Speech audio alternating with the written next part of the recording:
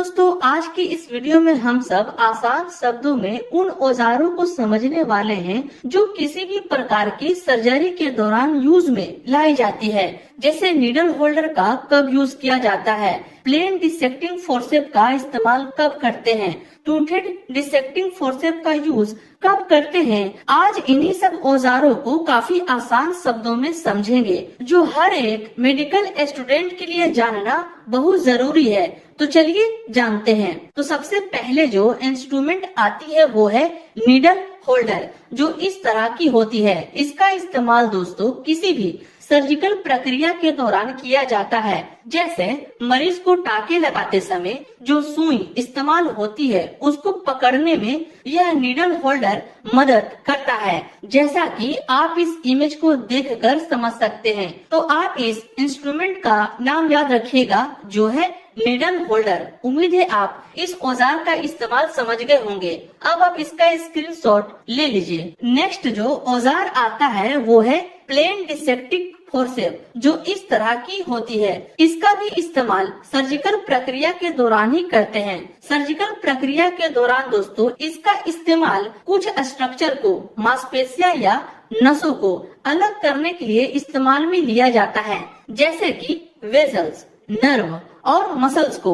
इन condition में इस plane dissecting forceps का यूज किया जाता है। उम्मीद है ये भी आप समझ गए होंगे। अब आप इसका भी स्क्रीनशॉट ले लीजिए। नेक्स्ट आती है टूथेड डिसेक्टिंग फोर्सेप। इसके आगे का हिस्सा टीथ की तरह दिखाई देता है, जैसा कि आप भी देख सकते हैं, इसलिए इसको टूथेड डिसेक्टिंग फोर्सेप कहते हैं। इसका इस्तेमाल दोस्तों घाव के चारों तरफ उपस्थित चमड़ी तथा मांसपेशियों को पकड़ने के लिए किया जाता है। टाका लगाने के दौरान भी इस टूथेड औजार का इस्तेमाल किया जाता है, जैसा कि आप भी देख सकते हैं।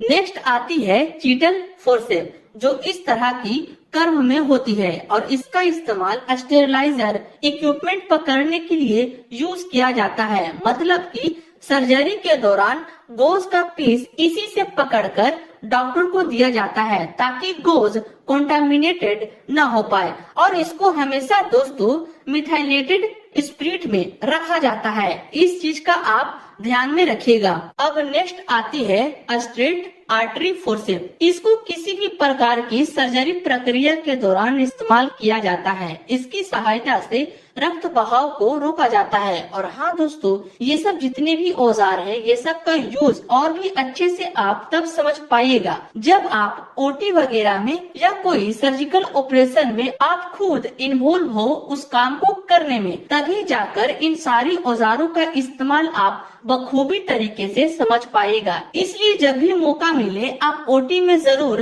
काम करें। नेक्स्ट आती है कर्वेड आर्टरी फोर्सेप। यह इस तरह की आगे से हल्की मुड़ी हुई रहती है और इसका इस्तेमाल दोस्तों किसी भी सर्जरी के दौरान आर्टरी को दबाने के लिए करते हैं। इसकी सहायता से रक्त बहाव को भी रोका जाता है और यहाँ पर लॉक जैसी सिस्टम होती है। जब आर्टरी या टिश्यू को पकड़ते हैं तब इसे लॉक कर दिया जाता है ताकि टिश्यू या आर्टरी की पकड़ ढीली न पड़ जाए। अब नेक्स्ट आती है स्पॉन्ज होल्डिंग फोर्सेप। इसका भी इस्तेमाल किसी भी सर्जरी के दौरान ही करते हैं। इसकी सहायता से गोज पीस को दबाया जाता है ताकि वह रक्त या तरल पदार्थ को अच्छे से सोख सके। नेक्स्ट आती है कोचर फोर्सेप। इसका इस्तेमाल दोस्तों एम्बिलिकल कॉर्ड को दबाने के लिए किया जाता है। मतलब कि दोस्तों जब बच्चा होता है और जो नाभि से जुड़ा एम्बिलिकल कॉर्ड होता है उसे काटने से पहले इस कोचर फोर्सेप से उसे दबा देते हैं। उसके बाद उस एम्बिलिकल कॉर्ड को काटते हैं ताकि खून न बहे और बेबी को ज्यादा दर्द न हो। इसमें इस तरह की टूथ बनी रहती है ताकि अच्छे से आपस में लॉक हो जाए, ताकि इसकी पकड़ मजबूत बनी रहे और ब्लड न आए।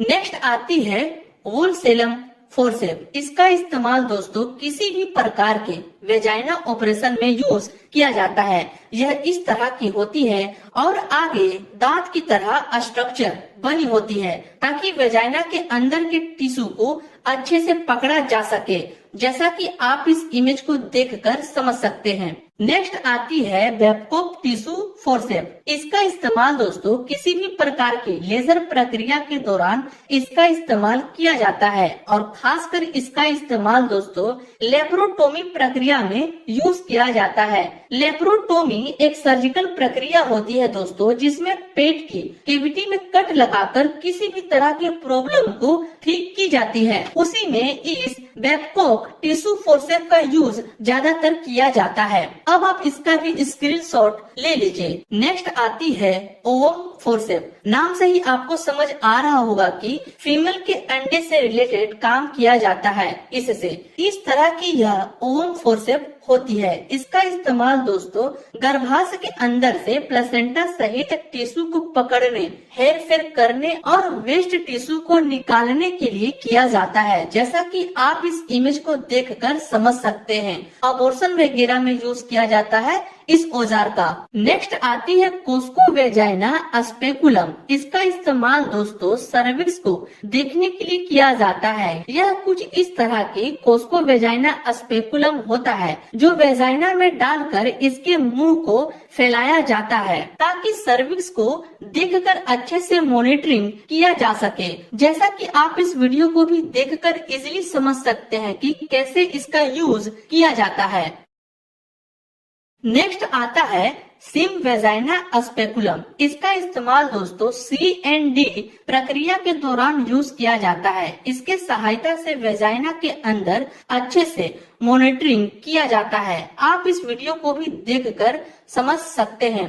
बस दोस्तों आप सभी औजारों का नाम जरूर याद रखिएगा। नेक्स्ट आती है यूटेरिन साउंड, जो इस तरह की यह होती है। इसका इस्तेमाल दोस्तों यूट्रस के अंदर उपस्थित अवशिष्ट पदार्थ का पता करने के लिए यूज किया जाता है, जैसे ट्यूमर। और इसका मेनली यूज दोस्तों सर्वाइकल कैनाल और यूट्रस के लेंथ को पता करने के लिए यूज किया जाता है। नेक्स्ट आती है सर्वाइकल डायलेटर। इसका इस्तेमाल दोस्तों किसी भी गायनेकोलॉजिकल प्रक्रिया से पहले यह जो सर्विक्स होता है इसको बड़ा करने के लिए, इसके मुंह को फैलाने के लिए इस सर्वाइकल डायलेटर का यूज किया जाता है। इस तरह की यह अलग अलग शेप में होती है। नेक्स्ट जो आती है वो है पेल्विमेट्री, जो इस तरह की यह होती है और इसका काम पेल्विस से जुड़ा होता है।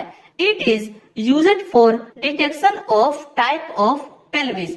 इसका इस्तेमाल दोस्तों किसी भी महिला के उसके पेल्विस साइज को पता करने के लिए यूज किया जाता है, जैसा कि आप इस इमेज को देखकर अच्छे से समझ भी सकते हैं कि इस पेल्विस का डायमीटर कितना है। अब आप इसका भी स्क्रीनशॉट ले लीजिए। नेक्स्ट आती है एपिसियोटोमी सीजर। इसका इस्तेमाल दोस्तों नॉर्मल डिलीवरी में बच्चे को सुरक्षित बाहर निकालने के लिए माता की वेजाइना की चमड़ी को थोड़ा काटने के लिए इस्तेमाल किया जाता है ताकि बेबी आसानी से बाहर निकल सके, जैसा कि आप इस इमेज के माध्यम से समझ सकते हैं कि कैसे इस एपिसियोटोमी सीजर से वेजाइना की चमड़ी साइड से काटी जाती है और बच्चा बाहर आ जाने के बाद उस कट की हुई चमड़ी को टांके लगा दिए जाते हैं। उम्मीद है दोस्तों इस सीजर का उपयोग आप समझ गए होंगे। नेक्स्ट सबसे इम्पोर्टेंट जो इंस्ट्रूमेंट है वो है एम्बिलिकल कॉर्ड सीजर। इसका इस्तेमाल दोस्तों बच्चे से जुड़ी इस एम्बिलिकल कॉर्ड को काटने में किया जाता है, जैसा कि आप इस इमेज में इस एम्बिलिकल कॉर्ड को देख सकते हैं। नेक्स्ट आती है फिटोस्कोप। यह कुछ इस तरह की होती है। इसका इस्तेमाल पेट में पल रहे बेबी का धड़कन सुनने के लिए इस्तेमाल किया जाता है। बेबी के मूवमेंट को सुना जाता है इस फेटोस्कोप से, जैसा कि आप इस इमेज को देखकर समझ सकते हैं इसका इस्तेमाल कैसे किया जाता है। ये थी दोस्तों कुछ कॉमनली यूज में लाई जाने वाले औजारों के नाम और उसके यूजेस। और भी बहुत औजार है दोस्तों जो हॉस्पिटल में यूज की जाती है, जो आने वाले समय में इसका सेकंड पार्ट जरूर आएगा। पर फिलहाल के लिए दोस्तों इन सभी औजारों का नाम आप जरूर याद कर लीजिएगा, जो कि इम्पोर्टेंट है। उम्मीद है ये वीडियो आपको पसंद आई हो। मिलते हैं अब आपसे नेक्स्ट वीडियो में।